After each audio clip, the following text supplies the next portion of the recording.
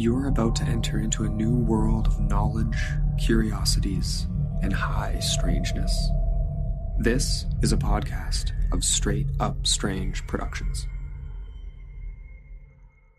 You're listening to Mysteries and Monsters. I'm your host, Paul Bestall.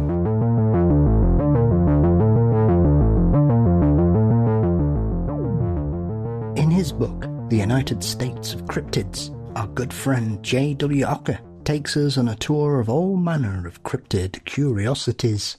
From the Loveland Frogman to the trolls of Mount Hebron, the story of Glossy the sea serpent and the Flatwoods monster, there is no end to the cryptid tourism across the United States.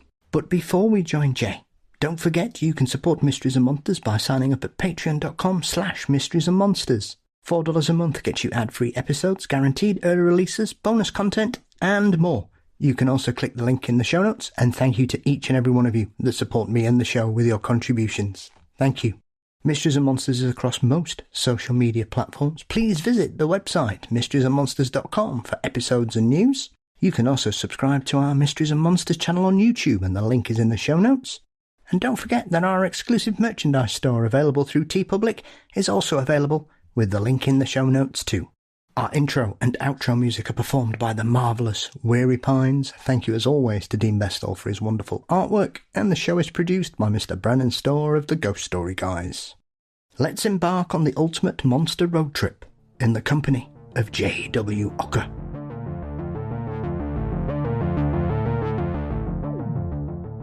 For many, the United States has several cryptids that most of us who love the subject know very easily. Yet the nation has much more than Bigfoot, Dogman and Champ, and each state can offer the weird and wonderful. In his book, The United State of Cryptids, W Ocker shines a light on some of the more unusual and overlooked cryptids. Jay, welcome back, sir. Thanks for having me. I'm looking forward to this talk a lot. Well, it's always a pleasure speaking with you. This is our third conversation now. We've covered a hell of a range of things: cursed objects, cults, and now cryptids. What's it about seas? I called that trilogy my C-word trilogy. That's what I call it. But it was accidental. We didn't realize like so much, weird stuff starts with C. I suppose one of the strengths of your writing is that you're a very experienced traveller, Jay, and I think when you're dealing with strange things, you're a very much boots on the ground kind of guy. You're not the kind of person who likes to write about things from his armchair. You think, oh, I want to go there. And I suppose one of the wonderful things I've learned through doing this is, obviously I knew some of these guys before I started doing this show, but the amount of things I've learnt about and the strange creatures that I've really fallen in love with over this period of doing this show is remarkable, really. And I think for you, combining a love of monsters that you've had since being a kid, as well as your insatiable appetite for travel, seems like the perfect mix here in this book. It does, and I can't really take credit for that because we had just finished Cursed Objects, and it was doing really well. And my editor came to me and said, "What are we going to do next?" I'm like, "Man, I don't know. Here's a bunch of ideas." She came up with ideas with this big brainstorm section, and she said, "What about cryptids?" And I'm like, "Well, I mean, I love cryptids since I was a kid, and but I don't want to do that book." And she's like, "Well, why not?" I'm like, "Well, like every year a cryptid encyclopedia comes out, like literally like clockwork. Some new author puts together an encyclopedia of cryptids." And I'm like, I just don't want to be the next person that does that. It's just unnecessary. It's not kind of doesn't interest me enough. Like, I love those encyclopedias. I buy them every single time a new one comes out. But I just didn't want to I wanted something. I couldn't do that. It wasn't enough of my unique to me. And she said, "Well, go away and think about it. I really think you should do this." Yeah. And I'm like, okay. We kind of left that conversation at an impasse. And I went back and started looking through my archives of my visits and my travels and control out the cryptid word, and realized that what I really loved about cryptids was visiting the locations, right? And I knew the big ones, right? We know about Point Pleasant, and we know about Burlington, Vermont, and the Champ Monster, right? There was a few places I would just go to and see statues and plaques, and there was festivals. And then I realized, what I've never seen and what is right up my alley is exactly what you just said. Traveling to weird stuff is what I do. And these towns are the weirdest, on the map. They celebrate their monsters. I immediately called her back. It's hey, got it. We should just do what I do. I'll go visit these towns And the monsters that we'll focus on are the ones that are celebrated with statues, with festivals, with plaques. And for those states that don't have those yet, I will pitch the creatures they should be celebrating, that they should be building festivals around and identities around. And it was literally probably the most perfect project for me of all projects. Like, I didn't even, and again, at this point, this was my, I don't know, 8th book I've written. Mm-hmm. So the fact that it took me that long to arrive at, cryptid towns. I should go to cryptid towns. You're right. It couldn't be more perfect for me. And I kind of blanched that I didn't think of that myself at some earlier point, because I had so much fun doing this. That's the other part. One of the reasons why travel is part of my brand is because I get something out of that, right? I don't get as much out of writing about it. I get books and stuff like that, but the experience is way more valuable to me than the actual, having the cherry of a book on top. And that book was probably my most fun as far as going to places. And turns out my kids, and all kids in general, I'm learning, love cryptids. So my kids would come to me and I'd go, we went to Point Pleasant. We went to the TNT area at night and midnight and with flashlights and went around there, and they wanted stuff in every single gift shop we went to. So I've stuffed cryptids everywhere. So it was such a bonding experience. Even to this day, it's still a bonding experience. And I don't know, this book has been probably one of the more satisfying books I've written. And conversely, probably the most popular, not even probably, it is the most popular book I've written as well. So my editor, to bring it around, was dead right. She just knew there was a market for this. And I think this is the book that got me, I became a national bestseller because of this book. All these author check boxes you're trying to get to. Yeah. That was, again, she was so right about this book, and, in every possible way. So yeah, it's exactly right. The way also I like to pitch is it's a travel log for other people, right? So most travel logs are, look, I'm going to go do this thing. Here are my experiences. Maybe you also should do this as well. I mean, in the back of the book, we have every single festival, every single statue, every single plaque, with the addresses, so other people can go see these things. So it's a very kind of communal book. So people that come up to me always try to go visit stuff, more so than cursed objects, and more so than the New England Compendium, right?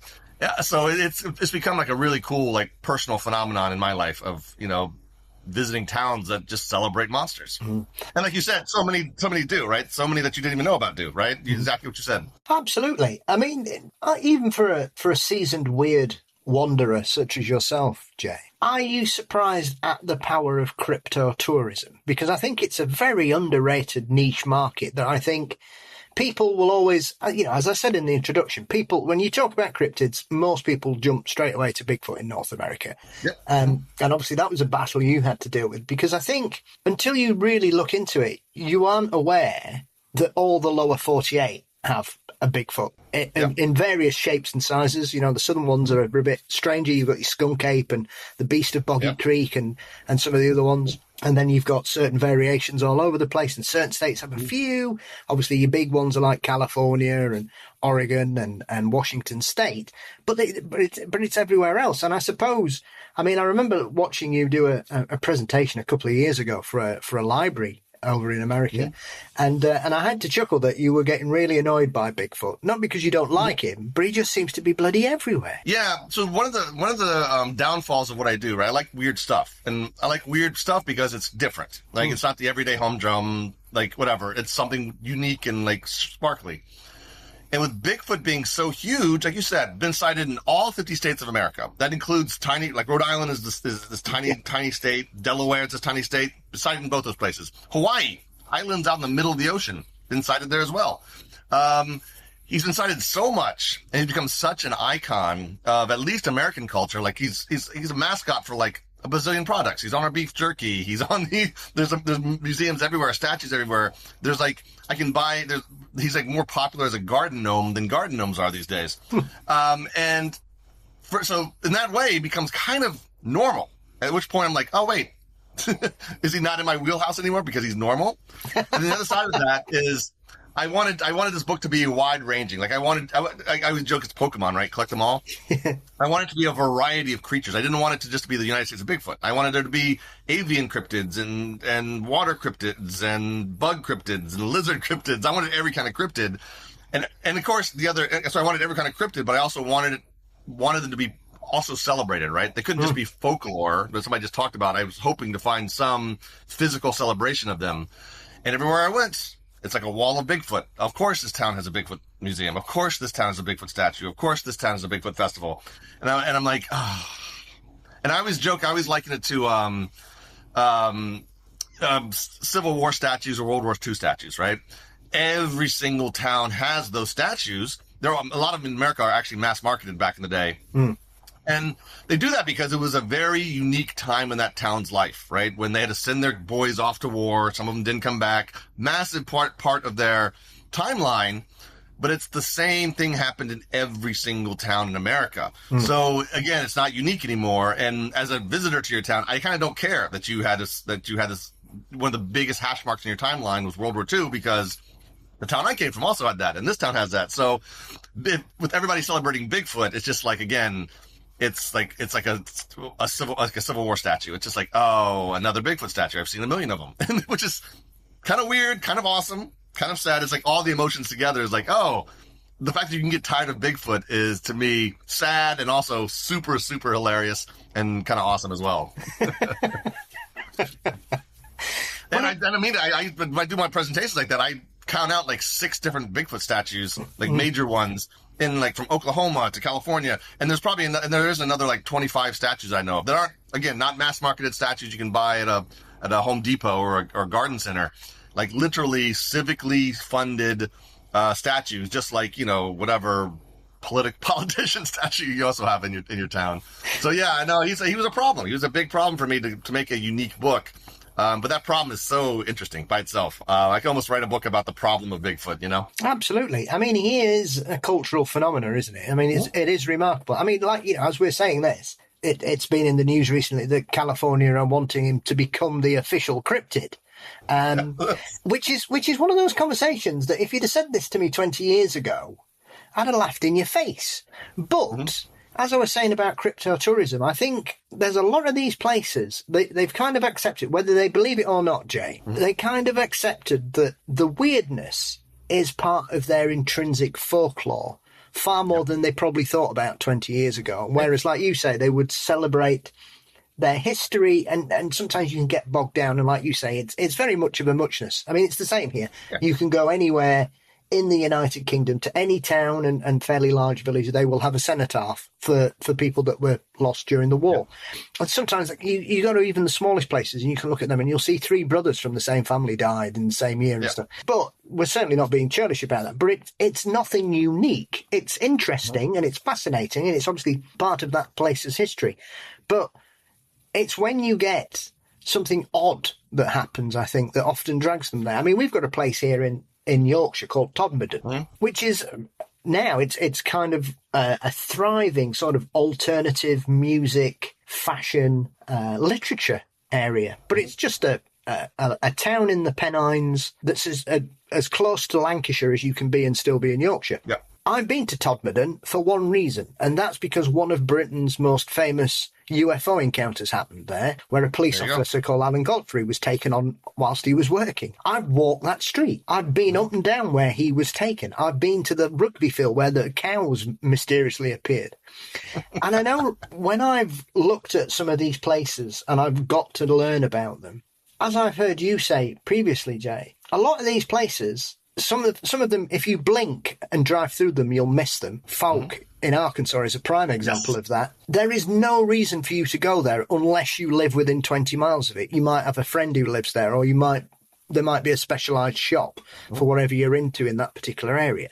But as sort of America's post-war industrial heartland has withered away through a variety of reasons, some of these places have had a stark choice, really. It's either die or embrace the weird. And so for them, cryptotourism has actually saved their town. That's exactly right. So when we're talking about, like, again, World War II statues and cenotaphs, there's 2 reasons I have those, right? One is just community, right? You're trying to bond your community together over your history. But the real reason is tourism, right? You're trying to bring in people to see your town. You're trying to say this town is worth visiting, right? Because that's how towns survive. If they're not getting money in, they wither up and die. And the way you get people to come to your town is by being different, right? Yeah. Las Vegas, right? That's like the most weirdest town in the entire country, my entire country. they have built an entire spectacle of weird buildings and shows and never turning off the lights and gambling and just spectacle. So you're not going to get Las Vegas anywhere else, right? So that's, again, that's what you're looking for. It's a town that has to have tourism, right? Because again, like you said, in the heartland, we lost manufacturing. We've lost all these things that towns used to rely on to be civically soluble. And so now tourism is always the last dance, right? It's always your last attempt for most places, your last attempt at being a viable economy is tourism, right? So again, to get tourists to come in, you have to be different. You have to have something that's going to draw people in. So, and I always joke that, like, again, just because you guys sent kids off to World War II isn't enough to draw me in, but that gigantic turtle the size of a dining room table that you celebrate every year at the festival, nobody else has that. Use that.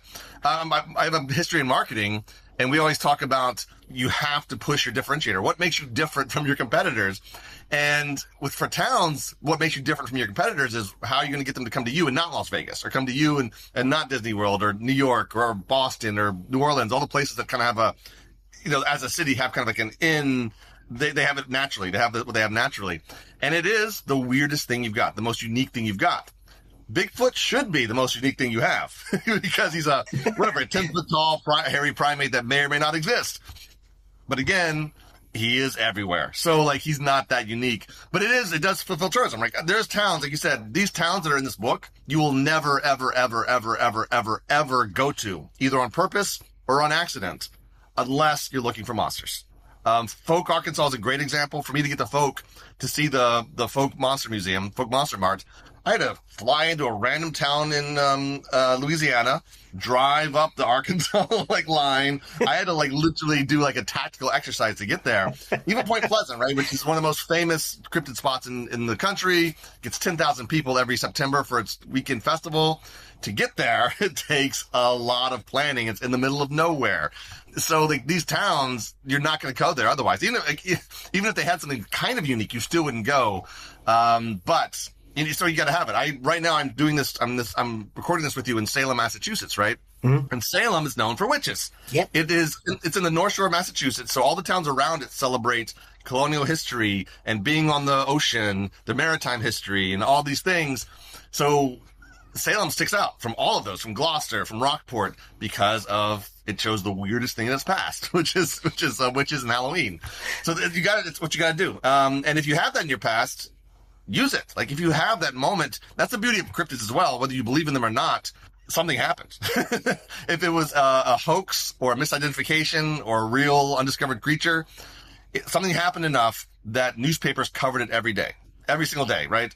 I always joke that this particular book, my research, besides traveling, was mostly in newspapers, because they were chronicling hunting parties and marketing stunts and sightings every single day. So something happened, which means it's history. It's not just again, even if it's a hoax or a mass hallucination, it still had an effect on reality, to the point that now, 25, 50 years later, towns are still throwing festivals themed about those monsters. And those festivals are full of memories. People have been growing up going to them and hanging out with their friends and doing these events together.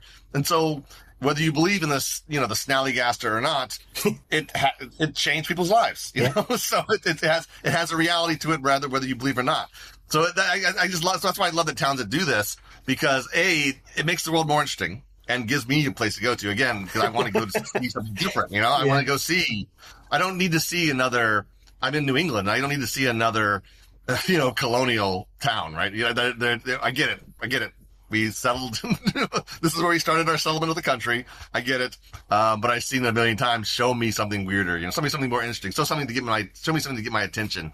And cryptids will do that. For some reason, cryptids do it better than most. And cryptids and aliens, I'd say. And aliens are kind of cryptids. But those two things, because again, I can almost rewrite United States of Cryptids as United States of Aliens. Like you said, the spots are documented. There are festivals every year. There are themed businesses. There are statues and plaques.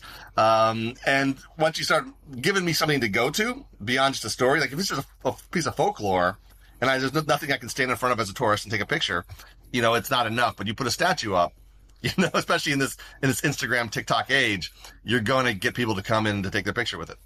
Do you think the Mossman Festival has really been the template for a lot of these little towns because they've seen what that's done for West Virginia? Because, yes, fair enough, it's a very well-reported story, primarily because we've got one of the high priests of strangeness, John Keel's incredible book. Yes. And then we had the film in 2002, I think that was. And so the Mothman Festival really has shown everybody the way of how to have such a wonderfully celebrated event for people, because like you say, I know people from the UK that have been to the Mothman Festival. Yeah. They would have no reason unless they were into UFOs, because that's the other thing about West Virginia. One of its other most famous incidents is that one of my favourites, and I've got my Braxy here. I love Braxy the Flatwoods Monster. Yep. And so with Braxy, they've kind of got something else a bit weird that predates Mothman, but the festival seems to have really ignited it. And obviously, doing this show, I've learnt about these places. Obviously, I knew about Falk because I'd seen the Beast of Boggy Creek as a child and was terrified by it, Jay.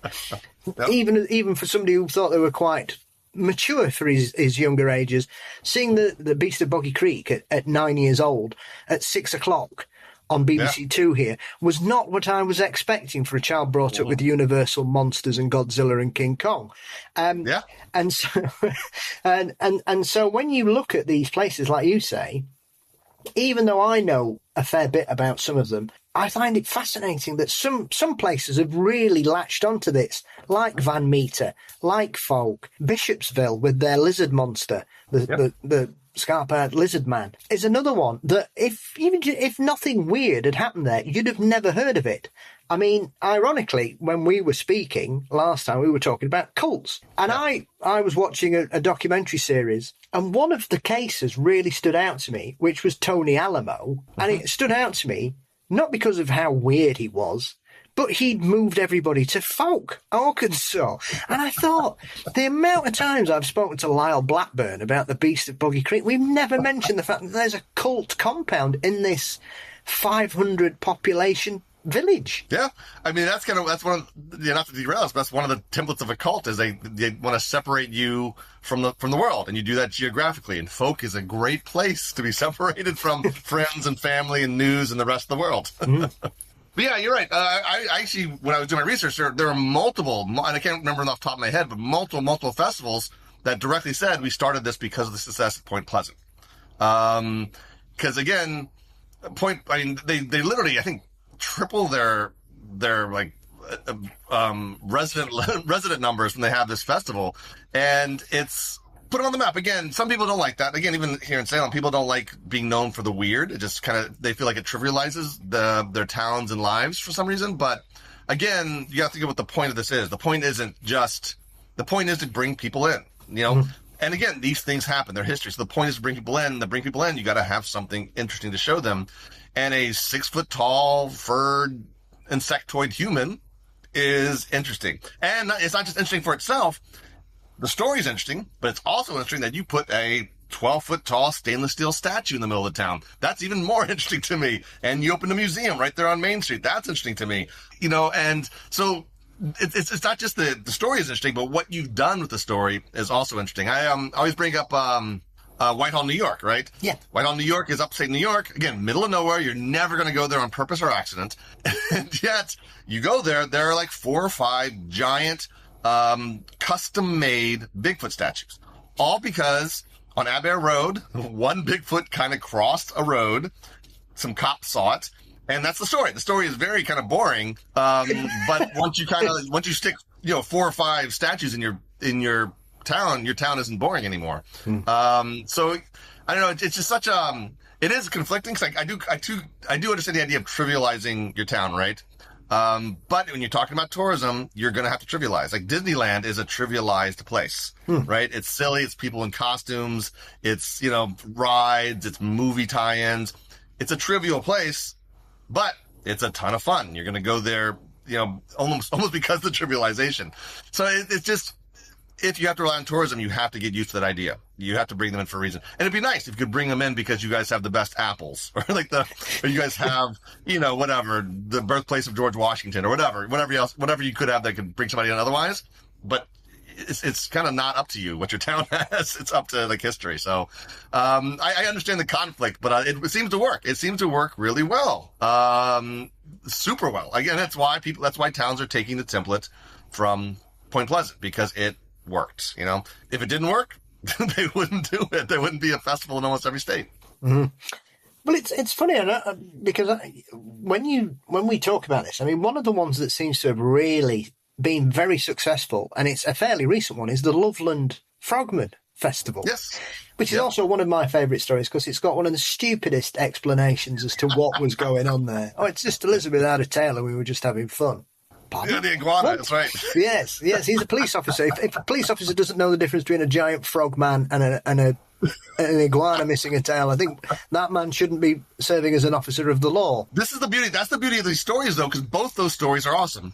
There's a humanoid, amphibious frog running around with a wand or not, with shiny pants or not. Yeah. That's hilarious. That's a great story. Or, the entire town mistook a half-dead iguana missing its tail for a amphibious man, and then launched an entire festival and myth. Both those stories are equally amazing to me. So that's almost why, again, the hoax part of it or the misidentification part of it is irrelevant. Like, seeing that kernel of a story blossom into, like you said, a festival every year, which I got invited to this year, and I totally forgot that I forgot to like accept it, so I didn't get to go. I was on my pile of stuff. They had like a nice little invite for me to like come do a talk. But so it's on my list now. I have to go down there. But yeah, exactly. And that's going to, again, it happened. Something happened to yield today a festival, to yield movies, right? There's I think just made a movie about it, and they just are now in the middle of making a sequel about it. So something happened to impact reality. So again, it's not like ghosts can't do this as well for some reason, like the paranormal. It's always like that house and vague stories that may or may not have happened, and like ephemera that happened. But again, Snallygaster has newspaper account after newspaper account after newspaper account, and that yields murals, and that yields festivals and a museum and stuff. And there's no museum based on, very few museums based on the one haunting in town, right? So it's just and it's funny you said earlier about like, as a kid, and like these things aren't Dracula and the Wolfman. That's kind of my story too, right? One day, I pick up this book by John Keel. In this case, it was one of his Mysterious Beings books, where he just kind of like didn't know.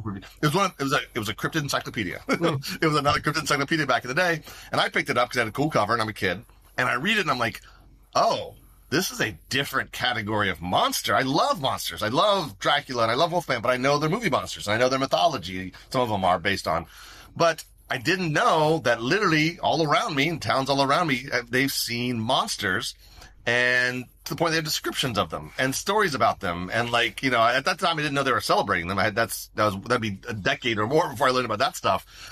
But again, that's the wonder of it, as, the world has something new to show me, right?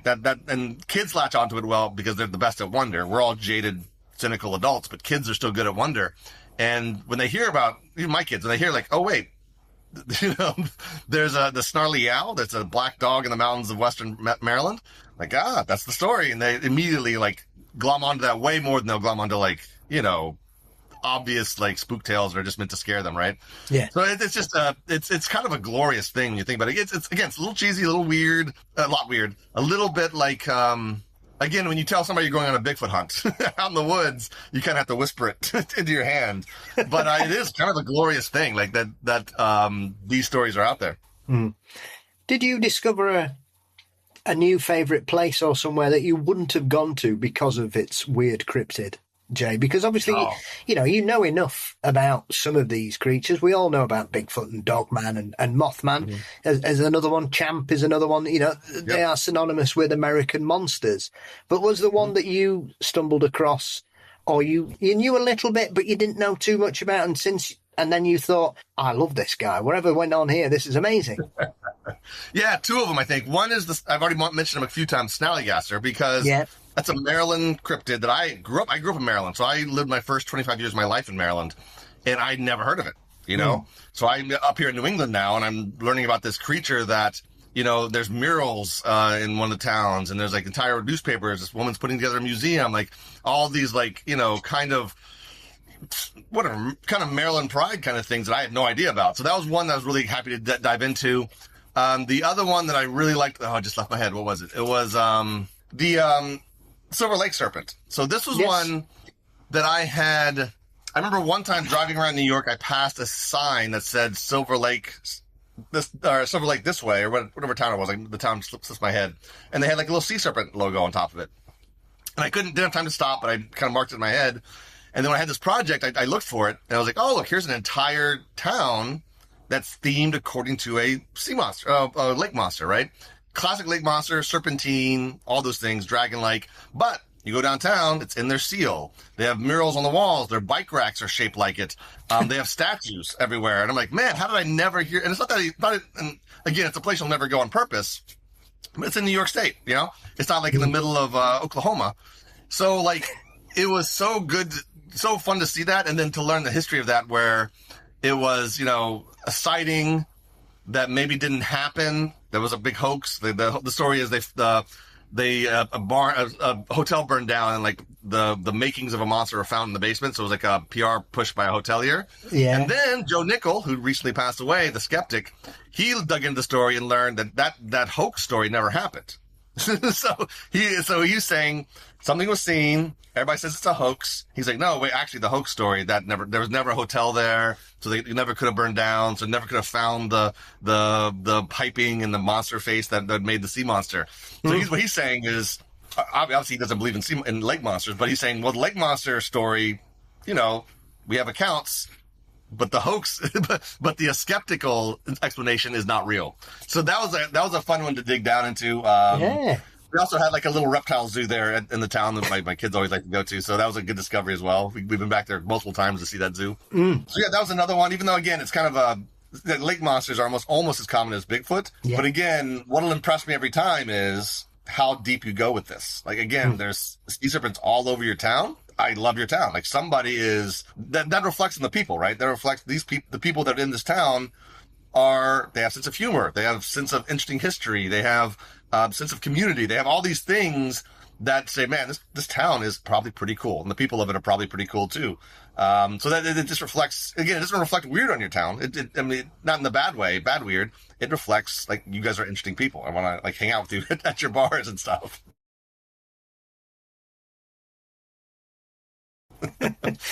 Well, you mentioned the place earlier on, and talking of serpents, Gloucester is famous because it's got one of, as well as this is probably one of the best. I was just there yesterday, by the way. One of the best reported and well documented cryptids, and they've got that beautiful serpent creature that seems to be sitting on a bench there.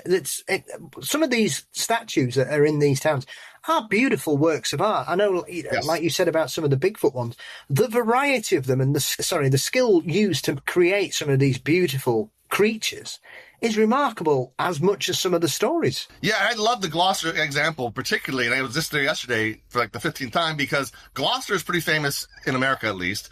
It is, the place you go to when you want to see like the whaling areas of Massachusetts. It's a tourist town, has a quaint restaurants. It's a big seafood industry there. So when you go to the North Shore of Massachusetts, Gloucester is where you go. And it's very famous for the perfect storm, right? That happened off the coast of Gloucester that they made a movie out of. They have the big, the fisherman memorial, the big guy in the slicker. It's a statue where he's behind a wheel that kind of represents the people lost at sea. They are, everybody wants to go to Gloucester in the summertime. And but nobody knows that, hey, also, there's a giant bronze sea monster statue. It's about 9 feet long right downtown. It's been there since 2017. They put it up for the 200th anniversary of the first sighting of the sea serpent. And you go down to Chrissy Beach, which is one of the beaches downtown. There's a big mural of a big reptilian creature there. And if you go into the local bookstores, there are books about, we bought a kid's book about the Gloucester sea serpent. It's beautifully illustrated. So there's just even with a town that can pull people in just on normal stuff, seafood restaurants, whaling history or fisherman history, that kinds of things, lighthouses, all those things, still has this core of we should also celebrate this thing that is weird and because again that Gloucester is probably, and I always say this, but I'm pretty sure it's true, the most documented cryptid in North America. Like 2 years this thing was seen off the coast of Cape Ann. It was seen by tourists and sailors that tried to attack it. And the Linnaeus Society, a proto-scientific society, they studied it and they like wrote a scientific paper about it. So this thing was, you know, never caught, of course. It just disappeared one day. But a giant sea serpent off the coast, in the ocean off the coast of the Cape. And, you know, again, never got debunked. Never got caught, never got verified, but so much documentation that, again, something happened. Even the documenting of this for 2 years was an event. And again, you go down there and like, if you look at the right places, you can see, oh man, this place has a really cool sea serpent sighting. But yeah, that's a great one. I always like to bring that one up. Even people I know that have lived in New England their whole lives, or Massachusetts their whole lives, do not know that what is it now? 8 years ago, almost a decade ago, they put up a really intense, and this isn't just like a kid statue. It's not like something you put on a playground. This thing looks intense. It's scary looking. It's detailed. It's almost like anatomically like a real creature. And it's wrapped around these rocks right in front of the Cape Ann Museum, right on the street, like literally you just kind of walk by. It's right there. It's not even hidden. It's not even like hidden in a different part of town. So yeah, that's another favorite of mine, just because of, just because of even a place that's so successful with its like tourism and industries as Gloucester still has room for this, you know? And it's remarkable as well, because it's a prime example of one of those, Jay, because this was a whaling town. It built itself because of its skill at fishing and the catches that they brought in. Yeah. And so the majority of the sightings were by very experienced sea people. These were not, as you say, Steve and Brenda who were visiting from the middle of nowhere. These were people that lived there, that knew the sea, they knew what they caught, and they were all perplexed. And they were which is why most of them were trying to catch it, because they were like, we don't know what this is. It's nothing like we've ever seen before. It's a great story, because again, every single cryptid story, and this is like kind of a ding against them, but every single cryptid story ends with, and they were never seen again, forever again, right?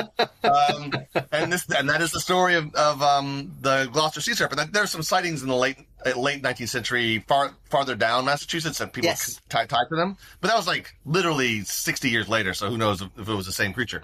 But like this one doesn't matter that it was never seen again, because there's just so much. It wasn't just like a Air Road and like Whitehall, like a crossing across the street. It was 2 years where people would talk about this. They would camp out, look for it. It was like a moment, is a long moment in time. It wasn't epic. It wasn't even really a moment in time. It was a phase of this town's life where people just gather. I mean, they were looking for eggs on the shore. They were looking for like sea serpent eggs on the shore. They found this one snake, with like humps in it. They sent it to the Linnaeus Society, and they examined it, and they thought it was like a baby sea monster. Turns out it was like a snake with a disease. But that's how serious they took it, is that they were constantly on guard for this creature. So that's why it's such a great story. It's just, there are accounts and accounts and accounts, and like it's again, should be celebrated. It was literally a 2-year section of Gloucester's, few hundred years, or whatever, 400-year timeline. But I suppose, as you say, sometimes you're a little bit surprised when these things spring up, because like you say, I think it's one of my favourite statues I've ever seen, because it's not, because a lot of them, like you mentioned there when you were talking about it, Jay, a lot of them seem to be sort of child-friendly or family-orientated in regards to the depictions of it, whereas this one, if you saw that in the sea, you'd be bricking it. This is a monster. Like, we use the word monster for cryptids just because, it fits. It doesn't always fit like literally, but it just fits as like a category. This is a monster. You're right. If this thing was in the water with you, you would be terrified out of your life. And you're right. They do family friendlies a lot. Even in, like when I was talking about the Silver Lake sea serpent, they have like a big sea serpent on the playground. It's like a water feature, and like it's like brightly colored with a happy face. Most of the Champ depictions in Burlington, Vermont are happy looking sea serpent, right? And this one is a monster. They don't even try to, in my mind though, they make it more family friendly by doing that. Like, now it's interesting. Now it's not just a character in a kid's book. This is now a very intense creature. I got to go see this intense creature versus, again, like a kid's mascot or whatever that would be. No, so I'm with you. It's one of my favorite as well. Like I don't know of a single, and I've seen a lot.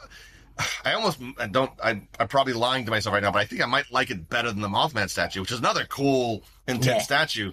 But the Mothman, there's a bit of fun in the Mothman statue, right? That's the stainless steel, the way it looks, like its buttocks, as we were talking about earlier, how it's brought up. There's a bit of fun with that statue. There's no fun with the Gloucester sea serpent statue. It's a monster. But I think that's good as well, because it's nice to be different as well. Yes. But it is one of those things that you think, well, they don't need to do this. And yet they're clearly, for the town's historical society, it's clearly something that they think is worth preserving, and fair play to them. Yeah. They invested in it. There's an artist did this statue. His name's on the plaque. Chris Williams, I believe his name is. Mm-hmm. So this is a work of art. They literally invested in a work of art. And, that I'm sure that was not cheap, So, yeah, and good for them. Again, in marketing terms, you want to also diversify, all you have. Like, you want to, attract as many people as possible for as many walks of life and interests as possible.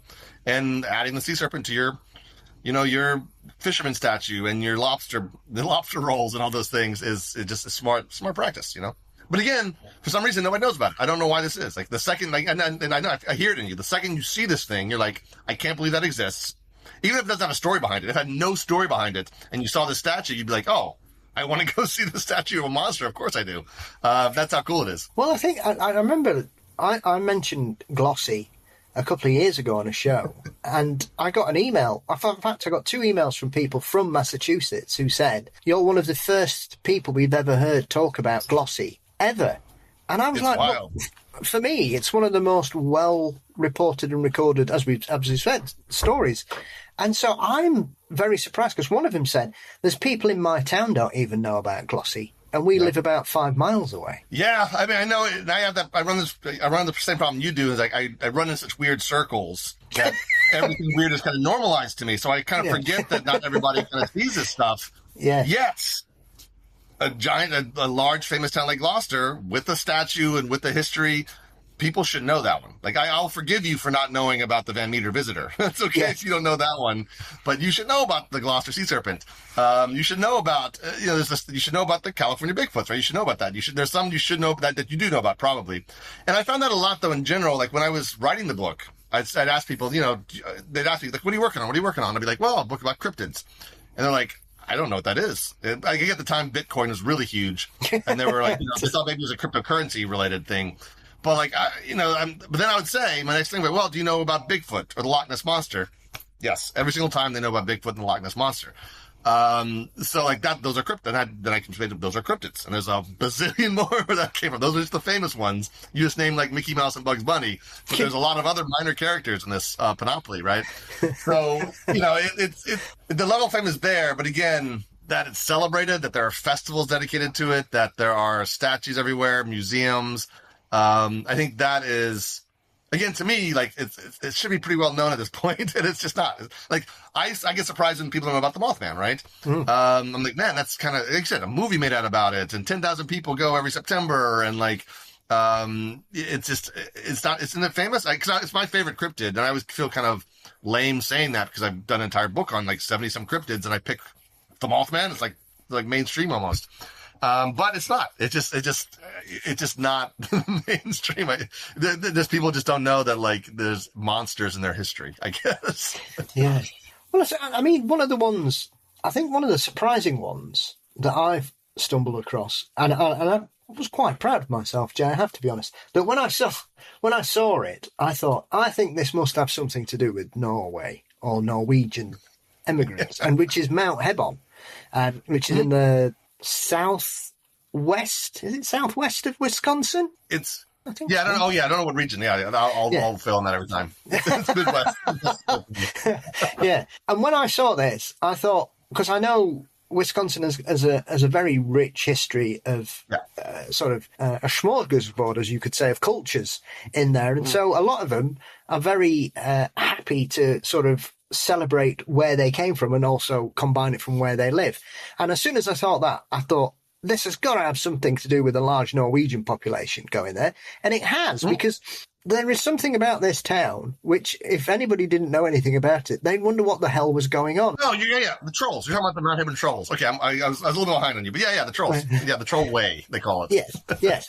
So is this one of the few places where it isn't actually based on sightings in the area. It's a celebration of Norwegian culture in Wisconsin. Exactly right. So there are different levels of cryptids, right? The ones we've talked about so far are something happened in their history, and they've kind of brought that up. The second level of that is it was brought over to America from some other culture, right? When America got populated by Europe. That's one of Mount Hebron actually is even less interesting than that, because it wasn't a population of Norwegian people. It was a Norwegian retail store that somebody set up. And they imported all kinds of Norwegian things into it, and they just happened to have imported 2 statues of trolls, like large, 3 or 4 feet tall statues of trolls. They put them out in front of the store as just, eye catchers to bring people in the store. And over time, they realized this is our differentiator. And the way they did it, it's funny. So Mount Hebron is another place you will never ever go on purpose or accident, ever, ever, ever. It's in the middle of nowhere. And they used to have truckers come through all the time. And then typical story, the interstate came to town and wrapped around the town. So now nobody literally had any reason to go to Mount Hebron, because it was faster to take the interstate. And they panicked, like, well, nobody's going to come through town to our stores. Nobody's going to do this. And somebody remembered that they'd gotten famous in the trucker world, because when truckers would pass through Mount Hebron, they used those 2 troll statues as waypoints. And, when they drove past those 2 statues, they'd go in their CBs and say where they were. The way they did it, though, they always made jokes about it, right? They were like, I just passed your mother-in-law. And so the team they just passed the trolls. That was like a trucker joke. Yeah. And so I remember that. Remember the truckers liked our trolls. So what if we just quadrupled down on that? So they just started making wooden statues of trolls like crazy, like 3-foot tall ones, 10-foot tall ones, all of them unique, all of them individually dressed and whatever. And they just lined Main Street with all these trolls called the Trollway.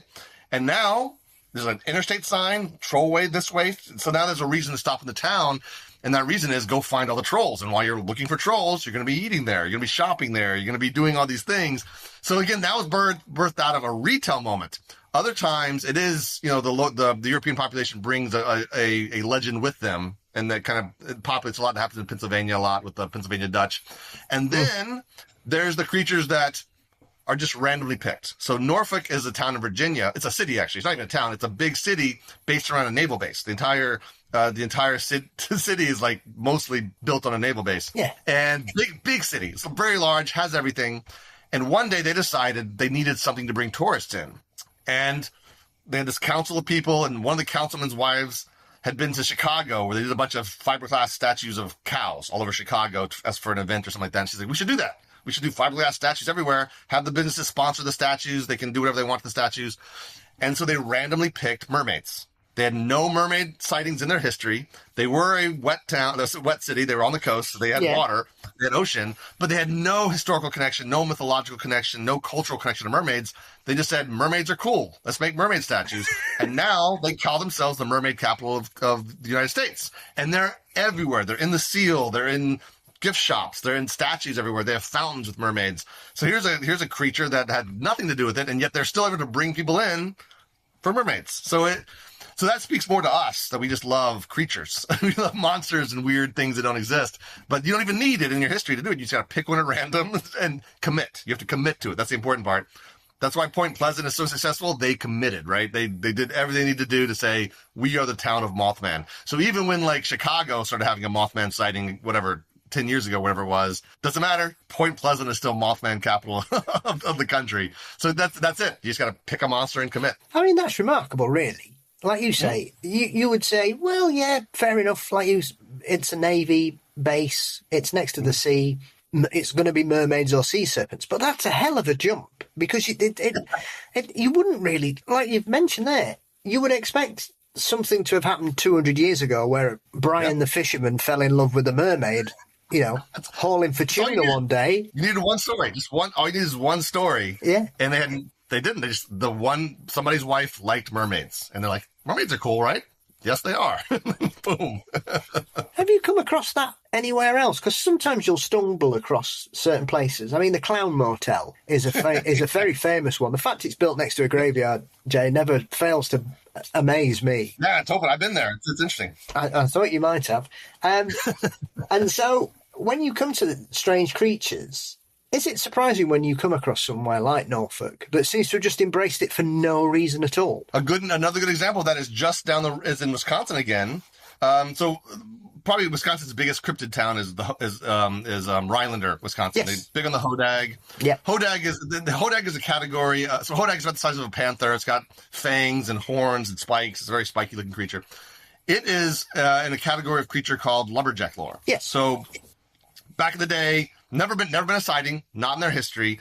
But there is this mythology that started building around loggers back in the 19th century when they would go out in the middle of the woods. Again, no electricity, no cell phones, in the dark, logging in the day, at nighttime, huddling around a campfire with this blackness around them. And they would kind of like play games where they would like hear weird sounds or see weird things and just kind of ascribe a personality to that. And they would just tell a story about it around the campfire. And they would try to one-up each other, right? So the hodag came out of that kind of tradition, and they dedicated themselves to that, the hodag. Now it's like literally hodags everywhere, statues, merchandise. Like if you go to their website, it doesn't even look like a town's website. It looks like a hodag fan site. So that's kind of another category of not a real thing. And then down the road, literally just a few miles down the road, is the town of Monaco, Wisconsin. Monaco, Wisconsin is famous for its rhinolopus, which is this, they have a statue, it's quote unquote statue of it downtown. It's just, it looks like Gumby as done by H.R. Giger. It's this weird, twisted green monster with one white horn. And all that was, they called it rhinolopus because the guy who made it said it looks like a combination of a rhinoceros, an octopus, an elephant, and I might be missing one other one in there. But literally, Monaco is tiny. It's not. It's like an intersection and a restaurant. That's all it was.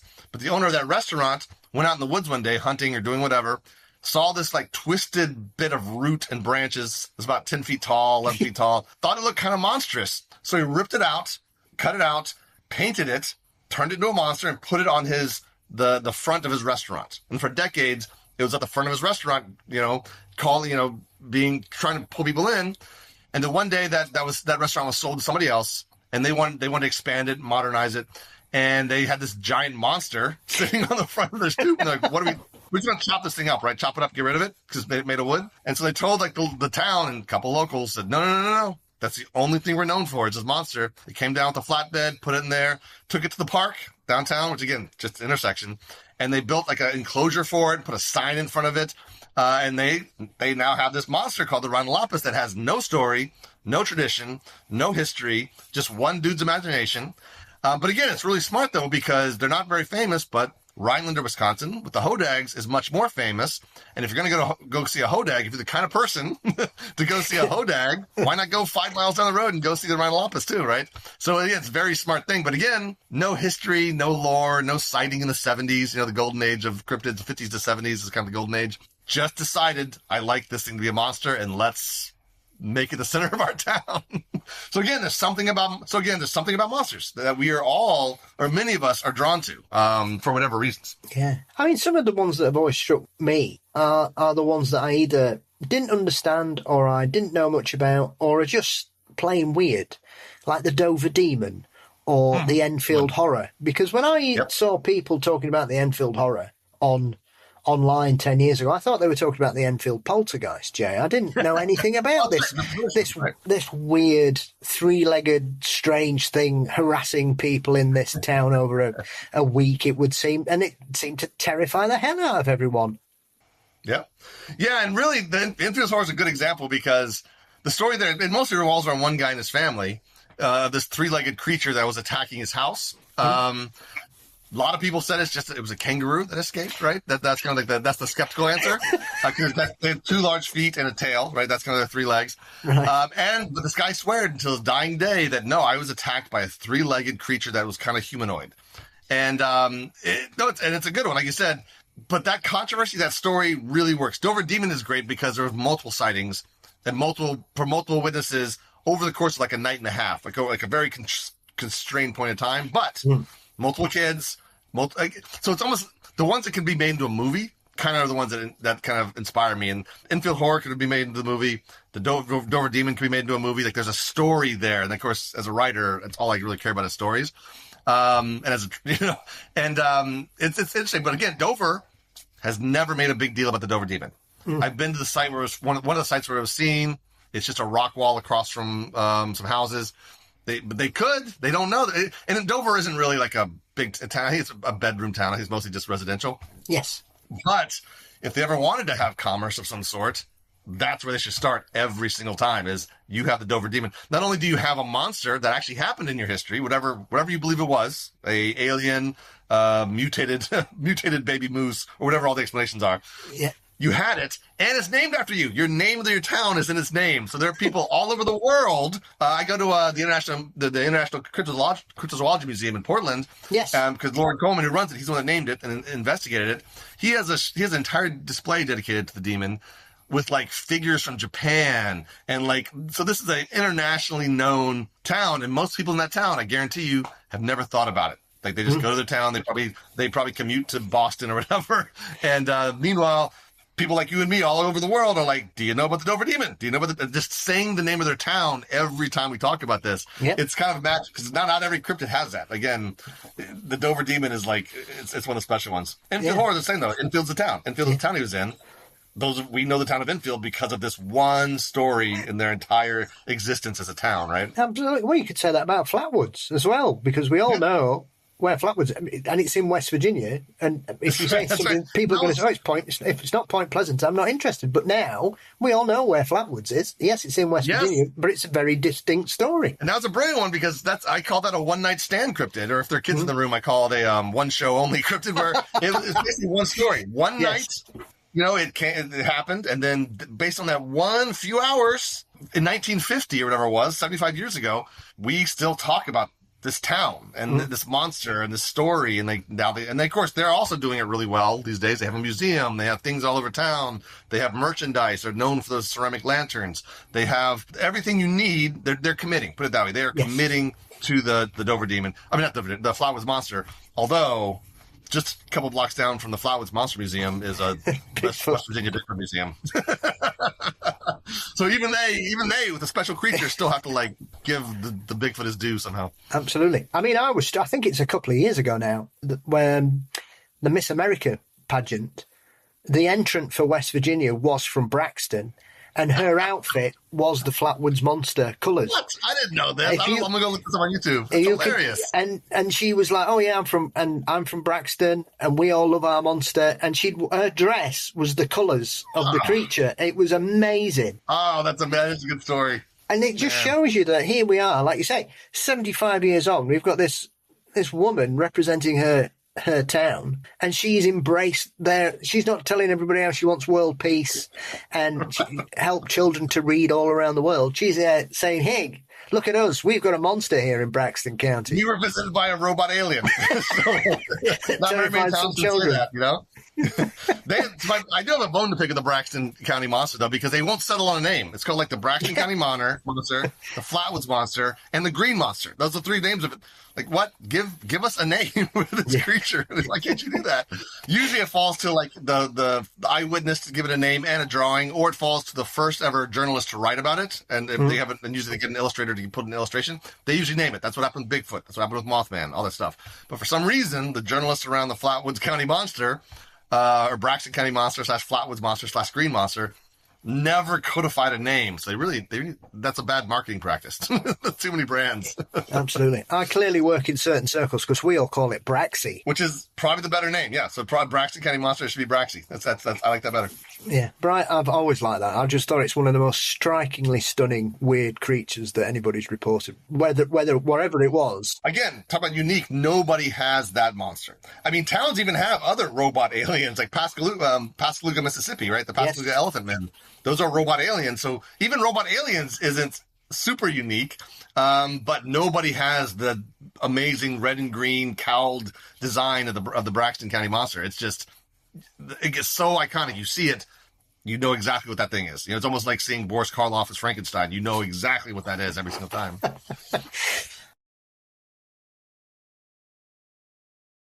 I mean, one of the other great strengths of the book, on top of the writing and some of these incredible stories, is the artwork in it, the illustrations by Derek Quinlan. Yeah. Now, was Derek into monsters, or was this one of those jobs he thought, what the hell have I signed up for? No, if you go, I highly suggest you guys follow his Instagram, because if you look at what he generally does, he does very much monsters. He tended toward like a lot of zombie and like classic monsters. So this was right up his alley, and he really knocked it out. I don't think he didn't have like a focus in cryptids from what I could see, and but his style was perfect. He could draw monsters like in such a unique way. So again, I always tell people with my books, buy them because they have cool illustrations. Who cares about the writing? And this is one of those I can say with without any guilt, say you'll love this just for the illustrations. And also funny. So I write children's novels, right? That's one of the things I do. Children's horror novels. When I do talk to kids, or when kids come to get my autograph at like experiences, they almost never bring my horror novels for them. They almost always bring this book. They bring the United States of Cryptids. So those illustrations, I'm sure, are very much firing their mind. Same way when I bought John Keel's encyclopedia and it had like a Wolfman and a Loch Ness Monster and a Bigfoot and a UFO on the cover. That's what made me grab it and get into it and then start reading all those things. So Derek's illustrations are super, super, super key to this book. Not just because illustrated book makes it more valuable, quote unquote, but because of the subject matter. Some of these things, we don't have illustrations of like that. We haven't agreed on this, like the Braxy. We've agreed on his shape, right? But some of them we haven't. Some of them are relatively new. Some of them are, how do you do a twist on Bigfoot that's been done 1,000 times? So, and of course, like I said, the wonder of the kids seeing the image of a Pukwudgie and then will immediately start reading about the Pukwudgie the second they see that image. So, his illustrations are super key to the success of this book as anything really, as a product or as a book. I mean, I know we've joked about how prevalent Bigfoot seems to be everywhere, but I suppose the one cryptid over the last 30 years that seems to have really gone from being sort of second tier to being a top level one these days is Dogman. Yes. And obviously you've got two states that vie for this really, because the sort of origin. Well, you could kind of say a couple of the southern states would have it with the Rougarou as well, and the Loup-garou. Yeah. And obviously I know some Canadian provinces have werewolf legends as well. But these two, Michigan and Wisconsin, are essentially werewolf central in North America. Mm-hmm.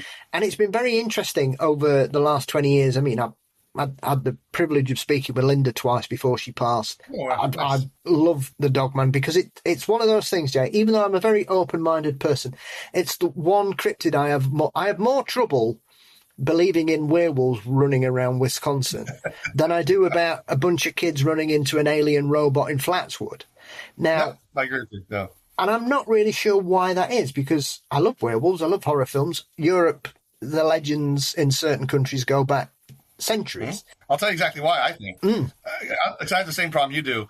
I think it's because it's almost too much of a fantasy fulfillment for us. So people like us, we love Lon Chaney, we love American Werewolf in London, we love werewolf movies. We love the idea of werewolves, but we know firmly that they're pieces of fiction, right? So then when somebody tells us, no, there are stories in Elkhorn, Wisconsin, there are stories all over Michigan of actual humanoid dogs or canine people, you're like, that sounds like somebody really wanted werewolves to exist. So they invented this. I think it's the same trouble. Like if somebody told me that there was a sighting in the 70s of a pale guy with fangs and a cape, I would be like, that doesn't mean Dracula's a cryptid. That means somebody really, really just wants vampires to exist.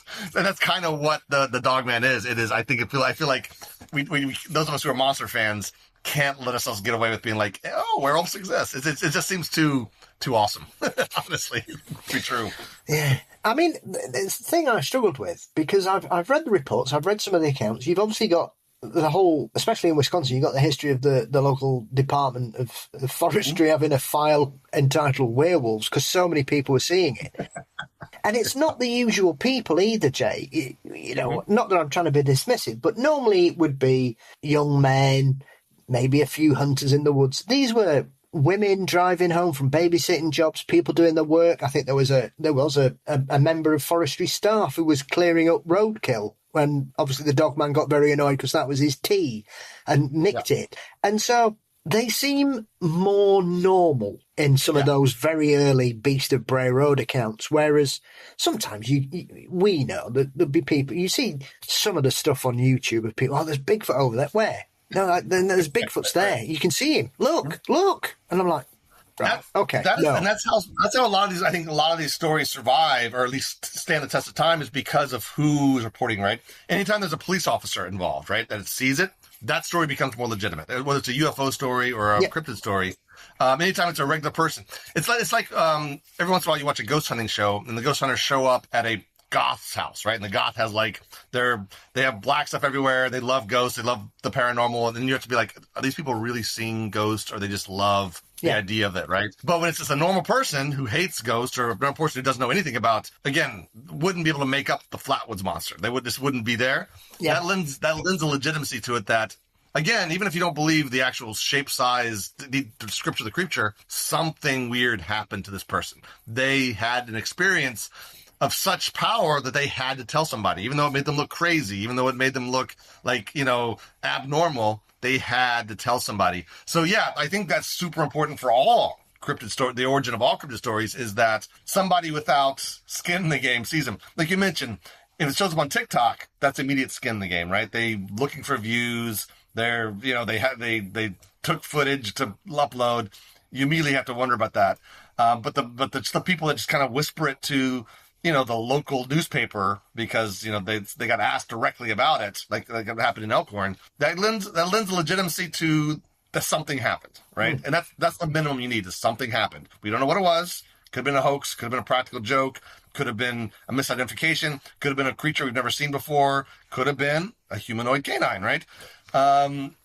It's very important to the story that people who don't have ulterior motives, are the witnesses. They're also less gullible, right? I would be very gullible, right? If I saw a creature, if somebody tried to pull a prank, right? They got up in a suit and ran through the woods in front of me. This is part of me that wants that to be true so bad that I would be I'd be not a good witness, I think, as opposed to like my dad or somebody like that who has no skin in the game, who would hate that they had that experience. Those are the more trustworthy ones. Well, it always makes me chuckle.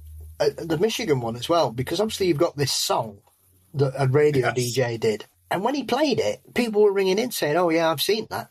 And he didn't know anything about it. He made it up. He made up his song. And so it's almost like it was the idea came into his head that everybody in the community needed someone famous to talk about it, so they could then go, oh, thank God, he's mentioned it, so now I can share my story. I've always found that bit really weird. And again, no matter how you interpret that story, they're all interesting interpretations. So this radio DJ, creates a spooky song about dogmen. Whether he did it and created a mass hysteria, that's interesting. Whether he did it and tapped into something already existing that he had no idea about, that's interesting. And whether everybody just started having fun with it because it was a fun song and everybody just kind of like adopted it and continued that story, that's also interesting. So all the permutations, a lot of times when people talk about cryptids, it's either is it true or is it not? And to me, that's just a boring way to approach it and a useless way to approach it. So most of these stories, you can't prove them true or not. But it's just, that's not the way to look at these stories. These stories exist for a reason. Now let's look at all the reasons they could exist, and those are usually a wide variety of interesting stories. So Dogman, that's a great one. The Michigan Dogman is a great one because, again, it could be the most mundane thing. Guy makes a parody song, whatever Thriller-inspired parody song or whatever it was, and people start pranking him back, or he starts hitting gullible people, or who knows what. That's still the most mundane explanation is still super interesting, whereas that's not really true of most other things like ghosts. I always pull them up. The most mundane explanation for a ghost in a house, the house settling or whatever, is just not interesting, right? It has to be interesting. The ghost has to exist for it to be an interesting story, whereas the cryptid doesn't have to exist. What happened as a result of just the mention of a cryptid is interesting. Yeah. I mean, you've got, 70 of them in the book, Jay? Yep, over 70, yep. Were you surprised at the variety? Because, we've talked about wolfmen, trolls, mermaids, sea serpents, but then you've got crazy ones like Busco. I love that story about the giant turtle that nobody could find. And people went, it's probably buggered off. That's where it's gone. And, because they dig they drain the pond, it's a very big pond by the sounds of it. Yeah. Some would say a small lake. Yeah, and once again, here we have a town that nobody would know of, Churubusco. Yep. if it wasn't for this story from the 50s of a giant turtle living in a farmer's pond. And again, no matter whether it was real, fake, a hoax, misidentification, like you said, they spent an entire summer dredging that thing up, putting divers in. They threw sea turtles in the pond, hoping to lure it out. All the restaurants started serving turtle soup. That happened. That hysteria or that reaction actually happened. So who cares about the catalyst? It's like that now where it's already interesting. Like you're literally sending a diver. You're sending a diver down to find this thing. Holy cow, that's super cool. And again, every year, whatever, for 50 years, they've been doing the turtle days as a result. Yeah. They've been celebrating turtles in that town as a result of that. And they're unique for that. That's why you're going to go to Churubusco, Indiana. Mm-hmm. So, I mean, before I let you leave, Jay, is there one cryptid or festival? Because this, as we say, there are probably 24 of these around the US these days, festivals where certain towns celebrate their local monster, their local legend. Is there one place or one particular creature that you would have never have gone there in a million years and the creature has found a way into your heart? We've spoken about the big guys like Mothman and Bigfoot and Dogman and stuff. But is there one you thought, this is just really bloody odd? Yeah, I'll tell you one, because again, I have this this instinctual, not revulsion, but to run away from Bigfoot. So anytime I end up running toward Bigfoot, I perk up. And in Pennsylvania, Lancaster County, they have, and again, every single state has a Bigfoot legend. In Lancaster, in Pennsylvania, they have this thing called the Albatwitch, which again, cool name first off. The second you call it that, I'm already listening to it. All it is a skinny Bigfoot, and it's almost like monkey size, almost. But the story is these creatures are obsessed with apples. They want apples. If you're walking around this rock called Chickies Rock, it's a park. It's literally a ledge over the river there. They will throw apple cores at you is the story. So now, as a result of that, this Albatwitch, the county has an annual festival. And the cool thing about it is an Albatwitch festival, but because of this apple part of the story, it's all apple. It's kind of an apple festival. They bring apple pies, apple cobblers, bushes of apples. They bob for apples. They do everything apples. But again, they wouldn't do that because they're known for their apples. They're not known for their apples. They're known for a creature that's obsessed with apples. And there's a place. You can go to Chickies Rock. It's a real place. So the fact that I had never heard of this. And I lived in Maryland. Like I said, I lived just below that state line for 25 years. So the fact they had this Bigfoot-like creature that has a place, again, that's very important, a place you can visit, which is Chickies Rock. They have a festival every year. A relatively new festival, actually. That's a new one. Another one, that one was directly inspired by the Mothman Festival.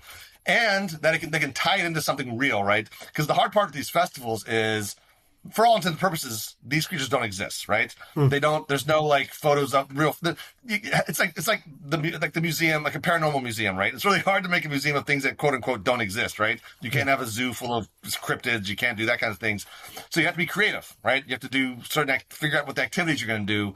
What's going to be on the T-shirts? What does the creature look like? You have to kind of be really creative.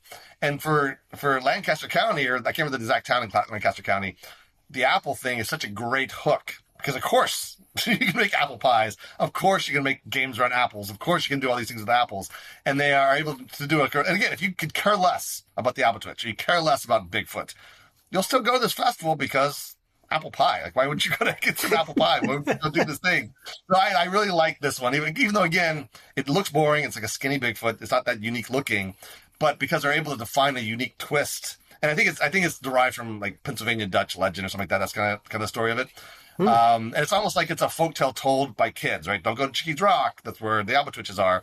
It's not like one of those, like an Albatwitch was sighted in the 50s, like one of those kinds of stories. It's just this kind of lore spread over town that turned into a thing, that turned into a festival. So that one surprised me that I was so enamored. I'm talking to a laptop and I have an Albatwitch sticker on the back of this laptop. Even though, again, I'm so anti-Bigfoot, that's one Bigfoot that made it onto my laptop. That makes it kind of special to me, is the Albatwitch, just for that reason. Fabulous. Yeah. So, yeah. And again, you'll be surprised at what's out there. Even I live in New Hampshire, and we are what I call a cryptid impoverished state. There's a few states that have only a few cryptids, and they're not very interesting. New Hampshire is one of those. Still was able to find some cool stuff here once you dig deep enough. Even though New Hampshire is a UFO state, I'd call them more a UFO state because we have important UFO stuff and plaques and stuff dedicated to UFOs. So we don't have that much with cryptids, but we have something. Every state has something worth digging into. Absolutely. Well, that seems to be the next thing that seems to be going on top of some of these places that celebrate their cryptids, Jay. Is that certain places like Pascagoula, Hillsborough County, have now started having memorials to alleged UFO encounters there. I mean, like you mentioned, Pascagoula, I've spoken with Calvin before he died. I've got to know him. He was the man that made me completely change my mind about alien abductions, I have to say, when I spoke to him. I went into that very sort of, I'm not really having any of this. By the time I'd finished, I didn't know what I thought anymore. This is a good one. It's one of these days I'm going to write a book about aliens and alien sites, because to me, it's like in the middle. I always use paranormal and cryptids as like the two extreme ends. Cryptids, whether you believe it or not, something definitely happened. Paranormal, harder to nail down. It's like more of a vibe, more of a spookiness. And then UFOs are kind of in the middle of that, where we have such concrete stories with abductions, with lights in the sky, with seeing shapes in the sky, that it could go either way. Something definitely happened. You know, like Roswell is a good one. Something definitely happened. Whatever you believe, something happened. But if it's just kind of fire in the sky, where it's one guy, like one witness kind of thing, where it's like it's his story and that story just kind of blew up or whatever, that becomes more on the paranormal side almost, where you have to like take one person's word for it, or the Kentucky Goblins, right? That's usually considered an alien story, right? Where an entire family is affected. You know, it's such a unique space. And again, aliens like cryptids are kind of scientifically viable, right? Cryptids, we've been talking about the extreme cryptids, but cryptids is a scientific phenomenon, right? The okapi was not believed to exist until we found it. Gorillas, platypus, there are coelacanths. Yeah. So there is scientifically valid cryptids. And aliens, again, are a scientifically valid phenomenon. So there's no scientist that'll say, well, there's very few scientists that'll say, no chance in hell there's any other life in the entire universe, right? Whether they visited Earth, they won't be so dogmatic about that. But again, that's such a ripe area that like the more I get done with cryptids and paranormal, the alien world is really pulling me, because I want to like kind of figure out my own stuff, kind of like you said, test what I think or believe or don't even know yet, because I haven't even dug into it.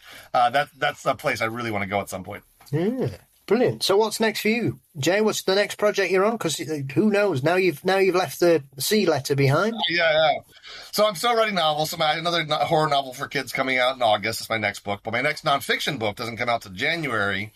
And it is from the same publisher as Cryptids and Cursed Objects and Cults. Yeah. It's called Don't Go There.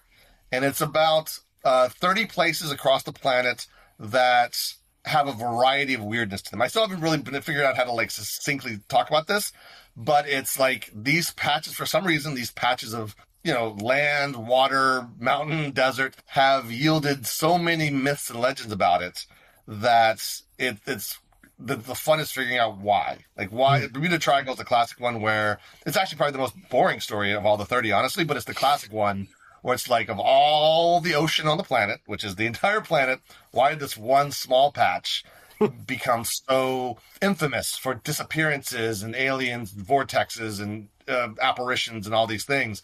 Why it's of all the places on the planet, right? And of course, the actual stories are cool too. They're fun to dig into. But technically, any spot of water could have been famous for those things, and same with deserts and mountains. So that's the next project. It's called Don't Go There. Even though I go to, I think, about 35% of these places. I'll go there, you stay home. I have to eat them. Yeah, I have to go to them. If they were easy for me to get to, I went to them. I didn't go across the world. I talk about the Suicide Forest in Japan. Yes. And like Loveland Desert in China. So there's a lot. It's a worldwide thing.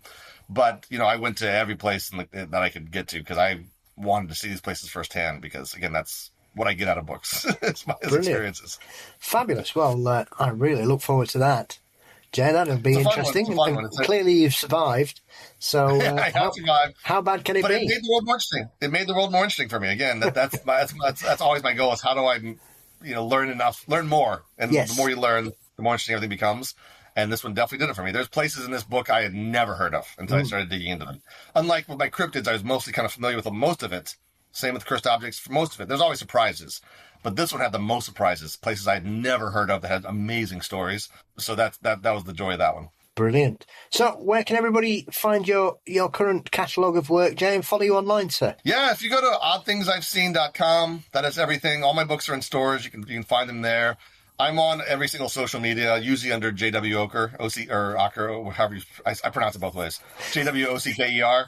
So you'll find me. It's almost impossible not to find me if you type in any of my initials. So I'm out there. But oddthingsi'veseen.com is my home base. Lovely. Well, I'll put links to everything in the show notes. And Thank you as always for fitting me in. It's lovely to speak to you as always. And I love talking to you. And I'll really look forward to speaking to you next time about the new book. Look forward to that. And that's obviously coming with Quirk then again, JS. Yep. Quirk is doing that one, that's for sure. Well, listen, thanks as always for joining us. And we'll speak soon. All right, man. Take it easy, Paul.